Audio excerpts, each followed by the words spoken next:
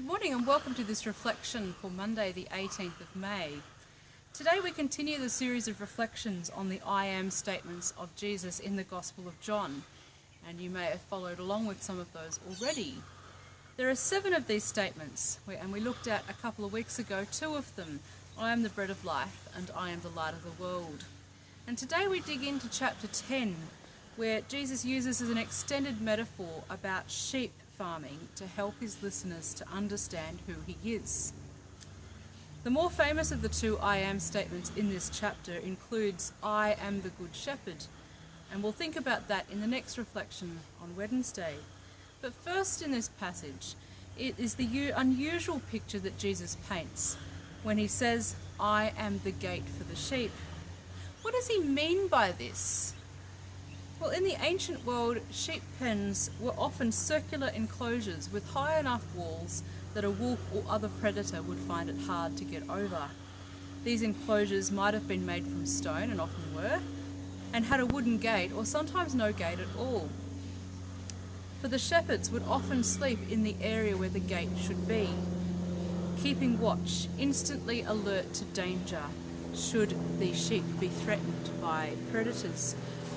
So when Jesus uses this image, he's talking about his protective role. He protects the sheep. Unlike the thieves and bandits who've gone before him, he is the one who saves the sheep, through whom they can safely go out to pasture during the day and return to a refuge at night, safe from predators and thieves and bandits. Unlike thieves that come to steal and kill and destroy, Jesus' purpose is that the sheep may have life and have it abundantly. And he's come specifically for that purpose, to be the one who brings life. It's not exactly what first comes to mind when we think about what a gate is or what a gate does. Gates in our society usually signify keep out. Sometimes they're status symbols. The fancier, the richer you are. And gates can also be about locking people away, like in prisons, or about the exercise of power, because the gate separates those who are permitted to come and go freely and those who are not. We don't think about gates as being life-giving, let alone as something capable of bringing abundant life. Nevertheless, that's what Jesus says, that his listeners, which includes us, can find in him abundant life, that his presence protects. The idea of passing in and out through Jesus, the gate, is similar to what he says later in John 14, about being the way, the truth, and the life. How do we go in and out through Jesus the gate? Well, what comes immediately to mind for me is prayer at the beginning of every day and at each day's end.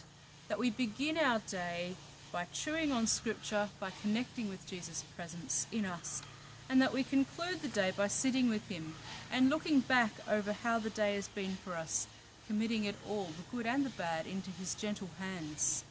We know his abundant life in us only through encounter with him in Scripture, being attentive to his presence and voice in others around us, and in prayer, which is a mix of bringing him our concerns as well as sitting silently and listening to him. May you know the abundant life that Jesus promises this day.